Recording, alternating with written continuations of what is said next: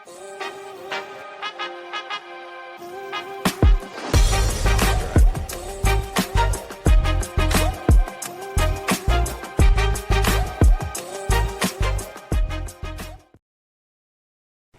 going on, everybody, and welcome back to the podcast. It's your girl, Shalane Nicole, with Drinks After Work. What's going on? How's everybody? Hope everybody had a great Monday. Hope everybody had a great weekend. I had a really nice weekend. My birthday was Thursday. Yes, happy birthday to me. I turned 33, so it was a good birthday. I didn't do much of anything. I literally went to the spa. I enjoyed myself. My mom said that she came with me. She was like, you're not going to celebrate your birthday by yourself. But I really just wanted to do something calm this year. I didn't really want to do anything too crazy, too lavish. I didn't want to party. I didn't want to do anything that I normally have done in the past. So I just was like, something calm, regular. Came back home, watched some movies, and then I literally went to sleep. But I enjoyed it. Like, it was a very reflective birthday, a very reflective year, and I made a lot of promises to God that, what I'm going to change and what I'm going to do this year. I call it, this is the Jesus year, so moving forward from this year on, just changing up the ways I do things, and really just because, you kind of get tired of doing the same things over and over again. So you kind of have to come to your senses and be like, you know what? If I want to see anything change, I kind of have to do it myself. It's not going to fall in my lap. So, and I know for a lot of people, it's like, well, duh, you should know that by now. But everybody learns and does things on their own terms. And it takes trial after trial for people to understand it and actually see it. And sometimes it takes God shaking up the table in order for you to wake up and see what it is that you're supposed to do. But nonetheless, I did enjoy my weekend. It was good. And I enjoyed my birthday. So thank you to everybody who said happy birthday to me, who gave me a shout out on Instagram. And yeah, I appreciate it. I felt the love. It was great to see how loved I am by my true friends, the people that I always talk to, the people that know me so so well, that have stuck by me for 10 plus years. Some who I've even, met just 3 years ago, and then, our relationship has grown just the same. So I loved it, and I thank you guys for wishing me a happy birthday. So the topic tonight is toxic behaviors. Yes, we all have our toxic behaviors that we are not proud of. So I went on live on Friday. I did one on YouTube, and I went on live on the Drinks After Work podcast on IG. And only a few people signed on, which again is fine. I'm just starting out, so I'm not tripping. But then I switched over to my personal Instagram, and I'm debating if I want to make it public again. I kind of like it being private. Not everybody can see what I post, but then I also know that, having this platform, you kind of have to let everybody kind of know a little bit about you or whatever you choose to post. So I'm thinking about making it public again. But nonetheless, I went on live, and I had asked the same question, toxic behavior, and obviously I had more encounters with people. And even then, when I went to work yesterday, when I went to work yesterday, I had some conversations. Even today, I had conversations with people about their toxic behaviors and what is it that they consider toxic in both their single and in their, when they're single and then when they're in a relationship. Because I guess you can kind of do both depending on what it is, I guess. But some people would say they do things differently in their single era in their life compared to in relationships. And things that they're not like, proud of, that they want to work on. I'm hoping at this age, at this big age, you guys should be wanting to work on your toxic behaviors, because we all have them. I've had them and I still have them. So it's not anything that is not workable. It's not anything that cannot change. But I think that addressing your toxic behaviors is like the first thing that you have to do, right? So I had asked guys and I had asked girls. Some guys have said that their toxic behaviors, and I guess this is a mix. So it's a mix of single and in a relationship. Some guys have said needing alone time for no reason, but just to be alone, is a toxic behavior that they have in a relationship and while being single. And honestly, I don't understand this, because honestly, it's a thing that I'm noticing now with a lot of guys, with my friends who, who've been dating guys and have told me the same exact thing, that this is something that they've encountered. Guys I've met who have told me the same thing. And when I say recently, I mean like just within this last year, like from June to June, that I've noticed a lot of guys have said things like this. Like they are, don't be upset if they have their alone time. And I'm just like, what do you mean if you have your alone time? Like a guy really told me that one day. Like he was just like, if ever I were to go ghost, just don't be upset. I said, you think that's okay? And he responded like literally like, yes. Like it's okay. And I'm like, in what world is that all right? Like in what world do you men, and not all you men, but the men who think this way, obviously, where do you think that makes sense? How do you expect somebody to take you serious if you're just gonna go ghost on them, or if you're just not gonna say nothing to them just because you need, I don't know, if you need alone time, if you need like to de-stress, declutter your brain, I don't know what it is, but just going without speaking to anybody is the ultimate disrespect. And it's crazy how the ones who say that they don't like being disrespected the most are the ones that will do the disrespect. It's like clearly no human ever wants to feel that way, but it's like, why is that now a thing for men nowadays in this dating world that we're in? Why is that a thing that men have now said this? Like needing time to themselves. If you need time to yourself, then just stay single.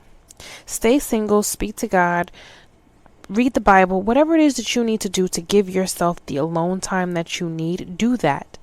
But don't sit here and have a relationship or try to build something with someone and then come at them talking about, well, I'm going to need my time away from you. As if like I'm on a timeout because you need to, settle whatever is going on inside of that brain of yours. I don't understand it, but that was one thing that a few men have said that that's a toxic trait of theirs. And it's great that they acknowledge that that's very toxic, because it is. That is a big toxic trait. So the other thing that they said was taking all I'm reading what I wrote because again, I always write down what I'm going to say. So this guy I work with said that his toxic trait when he was single was that he would take all of his dates on the same first date. Like, I'm not going to say where he would take them because I don't want anybody. Like, literally, if he's dating girl A, B, and C, he's taking girl A, B, and C to the amusement park, like to Six Flags or something, and that's their first date. And each one of them he goes to Six Flags like 3 different times. Like, I'm like, you're not for real. He's like, yeah, because I get to talk to them. I get to see, how they really are. I don't have to spend that much money. And it wasn't like Six Flags was That's not what he was talking about. He was actually talking about a fucking store that he takes them to. I was in shocked when he said this. Like, you're not for real. He's like, nah, like, I'm dead ass. Like, going on the same first date with like 3 to 5 different girls is insane. Because then it's like, I mean, I get it because you don't want to necessarily spend so much money on the first date. Like, I don't know. See, now we're getting into something completely different. Because when I say like not to spend so much money on first dates, I'm speaking for myself here. I think the first date should be impressive. And when I say impressive, I mean that does not necessarily mean it has to cost a lot of money. It does not. I feel like today, especially with society, especially with dating today, that a lot of females, not a lot, okay, maybe a lot. Well, hell, I don't know. But I feel like some females, because they take social media a little bit too fucking serious. And social media, and I don't know how many times we have to say this, but social media is just a platform that what people choose to show you is what they post online. I feel like a lot of people have taken what they see these celebrities and the people who are more wealthier, the people who are rich, they take that lifestyle and what they see them doing, and they feel like in their current lifestyle that they can do the same thing, or that the men will do the same thing. I'm not saying for a man to take you on a cheap date. No, I'm not saying that. I'm not saying for him to take you to Burger King. I'm not saying for him to take you to Wendy's. I'm not saying for him to take you to Chick-fil-A. No. But I'm saying that, like, the first date doesn't have to be a $500 bill first date. It does not have to be that. Don't get me wrong. One of the dates can be a $500 date. Listen, you want to wine and dine me and pick me up in a nice car, or, you know, whatever. You want to pick me up in a limo and we go to, I'm going to take it. I am going to take it. That could be a nice, you know, different type of date that we do, that you want to impress me a little bit more. Fine. But I don't feel like that every situation or that the first date necessarily has to be super expensive. Because when you think about it, how do you know this person is just like somebody you really even want to take any further than this first date? But again, don't sit here, men. Don't sit here and say that I said it, that y'all okay with taking women on a cheap date. I didn't say that. But you can at least do something that is romantic or something that's thoughtful. Because clearly the first date, you're going to obviously know a little bit about this person and what they've told you that they like and the things that they're looking for and yada, yada, yada, yada. So if all of that, if you take some of the things that she's saying and you put it into the first date, boom. No problem. My first date, the crazy thing is I remember like a lot of my first dates, which is crazy because it was the first, I mean, not crazy because that's the first impression that I got from them. So one first date was he picked me up, he had flowers in the seat, and we went to sushi, and it was cool. We talked a lot. It was a quiet day. I think we went during the week, and we spoke and we talked, and after that I think we got ice cream or something like that, and then boom, dropped me home. And then from there we kept talking, and then yes, we went on the expensive dates. I've gone on expensive dates as the first date, and normally 9 out of 10 times those first dates that are that expensive, ladies who have never been on those very expensive dates before, they want some ass right after. I'm just going to keep it real. I'm going to keep it as real as I possibly can with you. They want some ass right after. This guy he picked me up, nice car and everything, yada, yada, yada, cute, whatever. He wanted some ass right after he took me to a steakhouse. Like, he really thought that he was going to get some right after taking me to a steakhouse that I didn't ask to go to. He obviously, you know, put it together. And I was looking, I don't want to say I was looking basic. I wasn't looking basic, but I wasn't looking like, you know, I didn't have a dress on. I didn't have heels on. I literally had some jeans on with I think I had some slides on, a shirt, and just something regular, because he didn't, like, I asked him, like, what am I supposed to do? Am I supposed to dress up? He was like, no, you can come just casual, just cool. It's relaxed. Well, shit, I didn't know how relaxed to be, so I threw on something cute. But those expensive first dates, they want ass first. They want ass not first. They want ass right after. So be careful about what it is you ask for, because sometimes that $500 bill that they get at the end of the night, it better come with some tax and some dessert. Some of them want that. And then I know a lot of women who have said that, like, why can't we just be wined and dined and not have to give ass? It's rare when that happens. Like, it's very rare. I don't think I know anybody who has done a very expensive date and didn't have to give up ass. I'm not saying it doesn't exist, but a lot of the times when those type of men want that, or that's the first thing that they do, that's the next thing that they expect from you. And it's so shallow of them, because, oh, I spent this much money, so you should give me some at the end of the day. But it has happened to me, and I've had to quickly pull over. Let me go take an Uber, because you out of your mind. But yeah, taking someone on, taking all three girls on the same first date is crazy. But again, I kind of get it.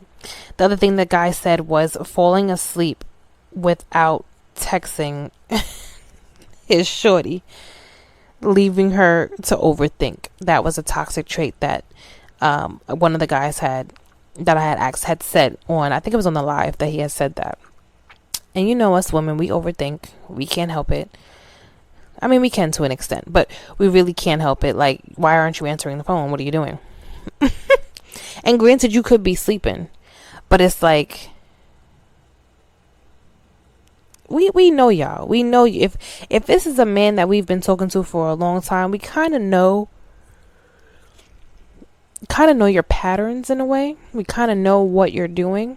And there's nothing wrong with knowing your patterns. That's just you knowing that person.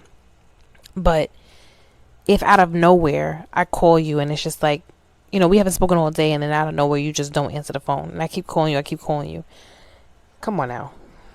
Be for real. But he said falling asleep without texting is a toxic trait. I don't know if I would call that toxic, though. Now that I'm thinking about it. I don't know if I would call that toxic. I would just think that is just, I don't know. People fall asleep. Shit, I fall asleep sometimes just watching a movie in my house. So it happens. I don't know. I don't know if I would say that that's toxic, but I mean, it depends on who you're dating. So this next one, I feel like works good for both guys and girls. Dating the same type of girl or guy, but wanting different results. You know how toxic that is, and all of us fucking do it. Like, when I read the guy say, because he did it on the live, when I read that statement, I was like, ooh, you ain't gotta speak to me like that. Like, damn. Like, how many of you can honestly assess, like, really sit back and think of, like, I'll say the last 3 boyfriends or girlfriends that y'all had. And if you really, like, just look at them, like, in your mind, or if you have them on Instagram still, or, whatever. I don't have any of my exes on Instagram. I'm sorry, I don't. But if you look at the guys or the girls who you used to date, your ex-girlfriends, ex-boyfriends, and you just put them in, like, a lineup, a lot of them are probably the same height, same complexion, sometimes, maybe not. They all kind of have the same type of background, almost. Like, maybe not in their job description, but just, like, how they grew up and what they normally do, and they have one thing in common. Like, for me, all of the guys who I have dated and who I have been in a relationship with play basketball. At this point, give me an NBA player, because what is going on here? Like, I kid you not, every last one of them played ball, whether it was like in college, whether it was overseas. It was just like every last one of them just played ball, summer league, whatever. So I was just like, okay, that's one trait that all of them have. And then the other trait that I noticed too was that a lot of them have mommy issues. And like I really sat back when I heard, like when I read that comment, and like once I got off, I was just like, damn, they do. Like they have mommy issues. Like y'all like to sit here and say, not all y'all, but a lot of y'all men like to sit here and say, oh, girls got daddy issues, girls got father issues. Y'all got mommy issues.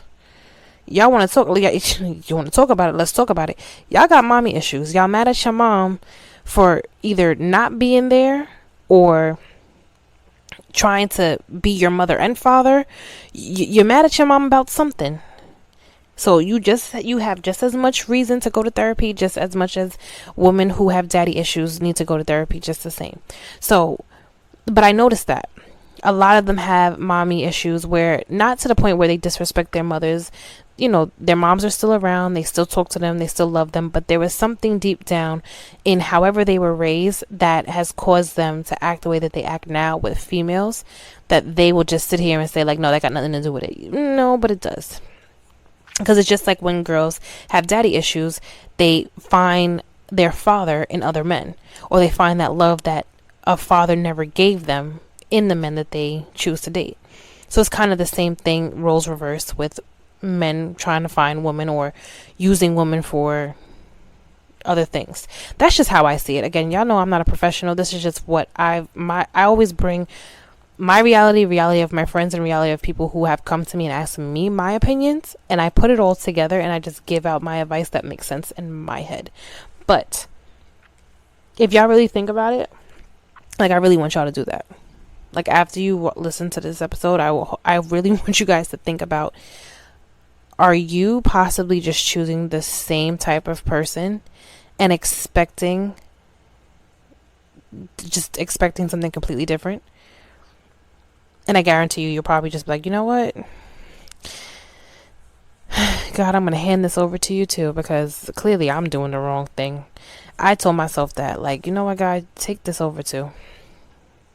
He who finds a good wife finds a great thing. So I'm going to just let my husband find me, because baby, I'm not picking the right ones at all. Okay, we're still on the guys, but the last thing with the guys was, a coworker of mine said he goes through phones now, because I know y'all some of y'all done said, oh shit, oh yeah, that's one of them. Okay, I guess that's a toxic trait of mine too, that I used to do, was go through phones. But let me plead my case. I went through phones, and yes, I know, Mom, I know you told me this all the time. My friends have told me this all the time. If you go looking for something, you're going to find something. Yes, I know. But every time that I had done it, I was hoping that I wasn't going to find anything, because I'm like, you know what? Maybe I'm tripping. Maybe I'm doing too much. Maybe I'm overthinking. That was always my thought process when going through my ex's phone. But before I did it, I would tell myself constantly, and I feel like a lot of women do this, and probably a lot of men too, who have gone through phones. Tell yourself like, nah, you're tripping. Like that's not happening. Like, oh, it's nothing. You're just overthinking. Like I said, right? And I gave it the benefit of the doubt, and I didn't think too much of it, and I did the whole, rational side. At some point, that rationality just, it dies out. It fades. It fades out. It just fades like a feeling. Like, when we gotta get our feelings, it just fades out. Like, gentlemen, when you're, never mind. Anyway, never mind. But I'm gonna keep it cute. After a while, it just starts to fade out. So your intuition starts to creep in. Like, something's not right. He's not telling you something. There's something that she's hiding. I know it. I feel it. I see it. The patterns are a little different. You go through the phone. And obviously, what I will say this though, and I mentioned this to him too. I said, whenever you go through phones, you also have to have exit strategy, or you have to know what you're going to do after you go through that phone. Because if you find something, you got to be prepared to do one of two things. Either you're going to confront it either way. But are you going to confront it and stay, or are you going to confront it and are you going to leave? And if you're going to stay, you're going to have to do a lot of work to stay with someone if after you've seen things that you were hoping that you wasn't going to see, you end up, finding out through the phone. And I tried to do that. I tried to, stick around. I tried to, say like, hey, I can forgive you because, I this was me starting my whole like spiritual walk and knowing that, I'm asking God to forgive me for the things I've done in my past, so I can only, do the same thing for you and forgive you, and just trying my hardest just to let it go. But no, I was, I knew like from the beginning that cheating was a deal breaker for me, but I tried this time to like, give a second chance and to see what could, if I could continue a relationship with a cheater. That quickly turned into a hell no, because I couldn't let it go. So once I knew that that's something that I couldn't do, my strategy now was to, how am I going to end this? Because before it was, if I find out that you're cheating, we're done. And that's how I am. Like, now after dealing or thinking that I couldn't deal with being with someone who cheated and just forgiving them and letting it go. No, I went right back to my old way, like once I find out that you're cheating, it's clipped. You got to go. Because there's no reason why. I don't condone cheating. I personally don't. I don't see the purpose of it. I don't see the reason behind it. If you're unhappy, go to the gym, read a book, pray, meditate. I don't care. But there's no reason why you need to have community dick because you're unhappy. And there's no reason why you need to bust it open for every man out here just because you're unhappy in your relationship. Leave. Just leave. Or go seek counseling. Go find someone to mediate between the both of you to figure out what the problem is before going into the bedroom with someone else. Because 9 out of 10 times you're going to feel guilty, and 10 out of 10 times your partner's going to find out. So what's the point? But going through phones, I feel like it's good for both ends, for both male and female. And again, you need to know the strategy of what you're going to do. You need to have a game plan, because if once you find what you find and you don't like it, what you going to do? You gotta know that. All right, now for my ladies. So the girlies, they said calling down his phone was a toxic trait. And that, I will say, is one of my toxic traits that I honestly need to like really stop doing. Like, I need to stop doing that. And I can acknowledge it. I can take responsibility for it. I am a work in progress. I can admit it.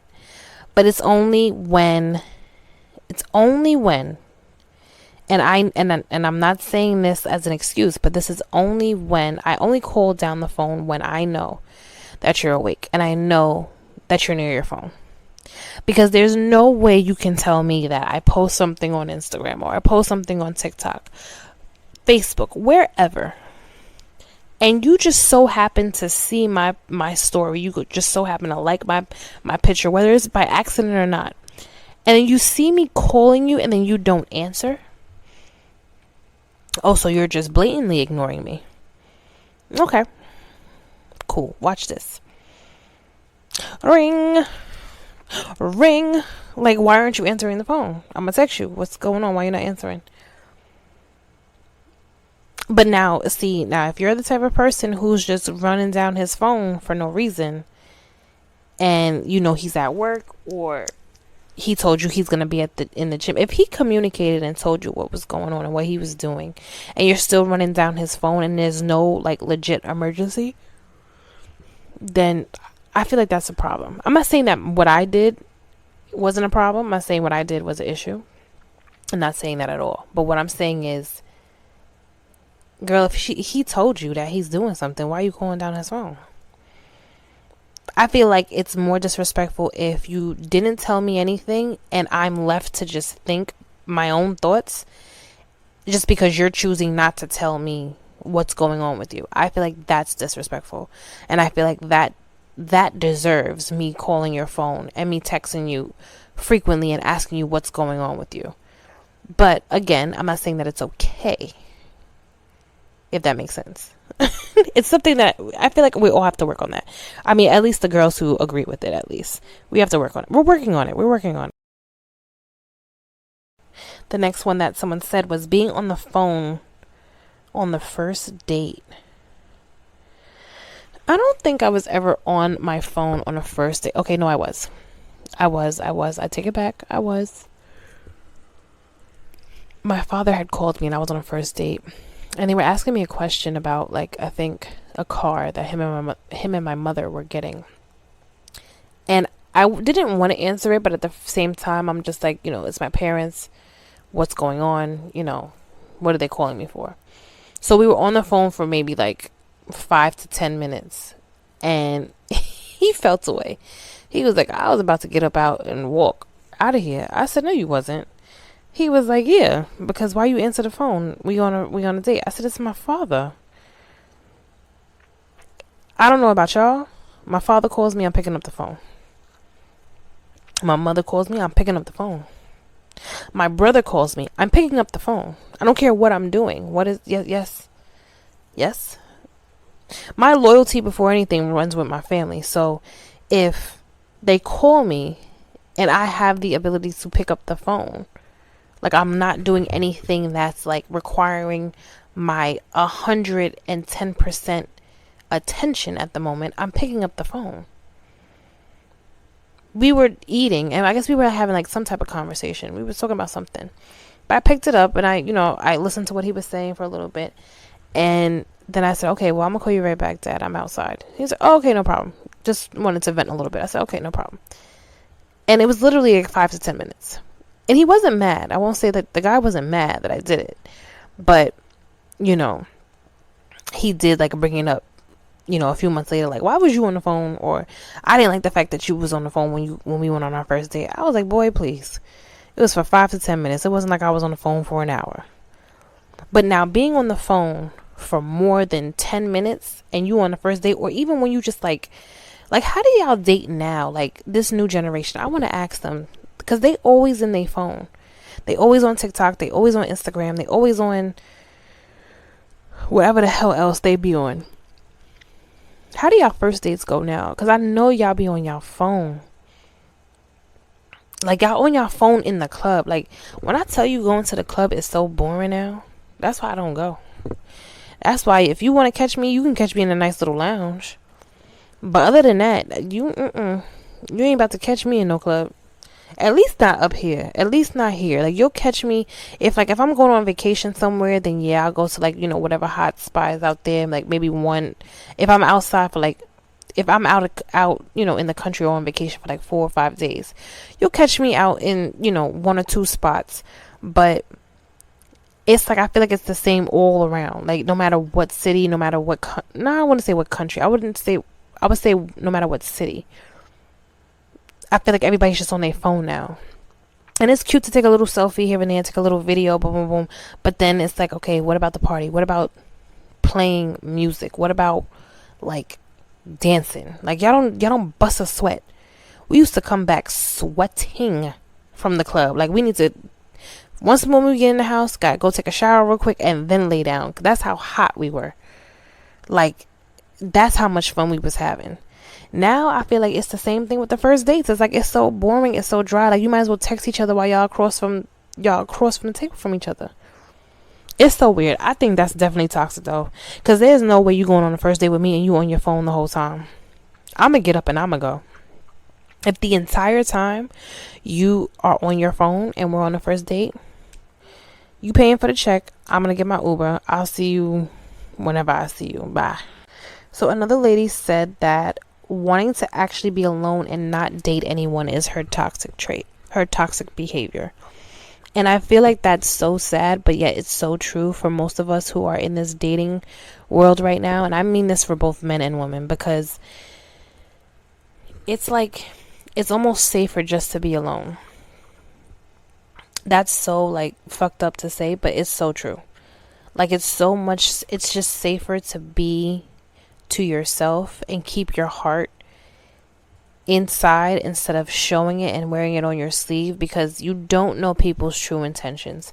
Even when people tell you their true intentions, you don't know if it's bullshit or if it's really what they want until like you're like knee high into it.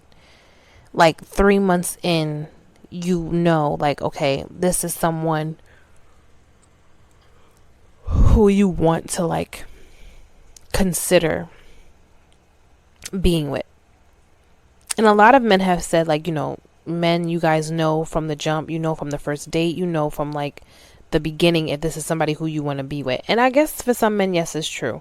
For others, I think it just takes them a while. I feel like, they're blind, they wear glasses, they got to figure it out. They got to correct their lenses a little bit, and I think it's the same for us women, but it's so sad that we've gotten to this point now where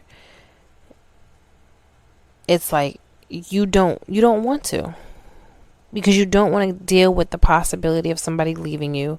You don't want to deal with the possibility of someone just using you for your money, using you for your looks, using you for what you have, that you just say, you know what, I'm going to just stay to myself, and it's just safer this way, and I can focus on me and not focus on a relationship. And while that's good and all to focus on you, you don't, I know for a fact, and maybe this is the Cancerian in me, the love sign within me, that we all don't want to be alone. Everybody wants to be with somebody. Everybody wants to give love or receive love back from somebody else. But we just have a hard time. We have a hard time healing from trauma that we have in our past. All of us have it. I don't care how many episodes I say that in. I will forever say that. We all have trauma that we just don't want to deal with. And we don't want to deal with it because it brings up vulnerability. It opens up the door for vulnerability, and then it opens up the door for you to really have to dig in deep and really speak to yourself about what it is that you're going through. And a lot of people don't want to do that. And I feel like that has caused so many people just to want to be by themselves and not even experience being in a new relationship, because it's like, for what? For my heart to just get ran over? For me personally, yes, I'm single. I've been single for, how long I've been single? I want to say a year now. 2 years. A year. It's been a year and I want to say a year and 5 months that I've been single. And yes, I dated, and I put my foot down on a lot of things. I changed up how I was going into this new dating scene of my life, and as a grown woman, how I was going to go about dating men. But no matter how hurt I've been, no matter how fucked up I have been in any situation, no matter how badly these men have lied to me, have gaslit me, have breadcrumbed me, no matter how much of that I've received that I didn't deserve, because I knew I didn't deserve it. I know who I am. I know my worth, and I know what I'm not settling for. I will never sit here and say that I want to be alone forever, because I don't. Like, I want to get married. I want to have children. I want to give the love to my husband who deserves it. And sometimes I feel like I had to go through these rough relationships because, like, so I was reading, I don't remember the actual chapter in the Bible that I was reading, but I was reading, I think maybe it had something to do with Ruth, or maybe it had something to do with Esther. I want to say it probably has something to do with Esther, but where God had basically placed her in this world for her to show love to everyone and to give. I think it was Ruth. I don't know. I'm still reading. I'm still learning. But basically, like, she had an assignment, And then later on, her husband was, God gave her husband and her family and everything. And I feel like with me, it's kind of the same. I had to show my exes what this type of love was, because I've heard it from them myself. Like, I can't, like, one of my exes told me one time, and I put this on my soul, right? He has said that I can't find nobody like you. Like, no one matches up to you. And mind you, we've been broken up for like years. But he was like, nobody matches up to you. The love you give, the nurturing you give, the care that you give, how you're my best, you could be my best friend and you can also be my lover. You don't get that in a lot of women. You get one or the other. And it's like, they don't know how to just be calm, cool, and collected without doing the extra shit. And I don't know what that meant, but that's basically what he said. And I knew that. I mean, I knew that there were things that I had to fix myself, and like I said, toxic behaviors that I had to change. But if all of them can sit here and say that same thing to me in their own little ways, it's like, I know that my husband, whenever he comes to me, whenever God grants me him the right time, that he's gonna get all of it. With no problem. It's gonna be a healed person. It's gonna be a person who's let go of her past completely, and I don't mind giving it to the person who I'm supposed to give it to. And I was supposed to show love to all of these guys in that way, so that they know that it's out here, that it exists. And it kind of was hard for me to accept that when I told somebody that. They was like, "Ooh, that's deep for you to really like think of it that way." I said, yeah, because I could think of it in a negative way. And I used to think of it in a negative way, like, man, fuck these men and da-da-da-da. I used to think all of that. And I still have my moments. But at the same time, it's just like, no. Maybe I had to show them something that they didn't have. And then when I do finally get the person who can give it right back to me, I'll be good. But do I want to be alone forever? No. And I don't think anybody else wants to be alone forever either. So a bunch of other ones that I'm not going to, do too much talking into. But basically, a lot of people said, like, being too available, which is also another toxic trait, is like you have your availability open for every single time. Like, if this man calls you, what are you doing? Nothing. Do you want to go out? Yes. And like, every time that he asks you what you're doing and you're doing nothing, sometimes even if you have to lie a little bit, even though you should not be lying, but sometimes, it's cute to say, no, I'm a little busy, like, just to make it seem like you have a schedule, like you have something that you're doing, even if you're doing nothing but sitting down, eating potato chips and watching a fucking movie. It doesn't matter. Being too available. And me and my friend Erica was having this conversation before, that we as women need to stop trying to be so available. Even because we want to be in a relationship, we have to stop being so available. And I 110% agree with that. But somebody else said slamming the car door is a toxic trait. Baby, don't slam my car door. I'm gonna roll down that window. Excuse me, come back, open the door. What did you just do? Okay, right, gently, thank you. You don't pay this car note.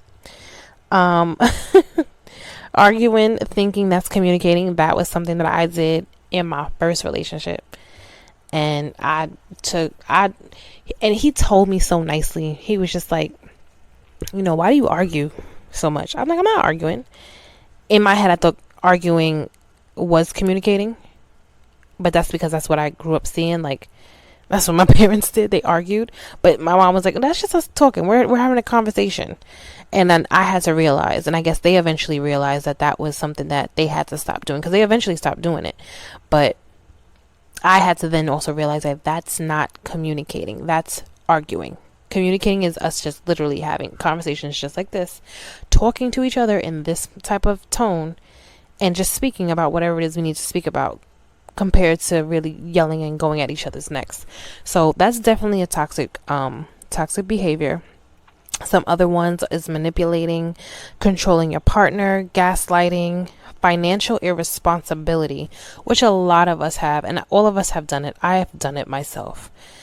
Bought things that you shouldn't be buying, swiping the card like we ain't got no freaking sense, and just doing the most financially and not being responsible like we should be, and always having to start over. I've done it, you've done it, don't lie to me. Belittling your partner in public. Now see that? Belittling me in public, you gonna go back home single. Don't do that. I hate seeing people do that. Like, even at work, like, you can sometimes see the men belittling. I've seen women do it too. I'm not gonna hold you. I've seen women belittle their men too. But the men belittling their women in public and calling them dumb and calling them stupid and saying this and that. It's just like, bro, what's up with you? Like, you're not for real.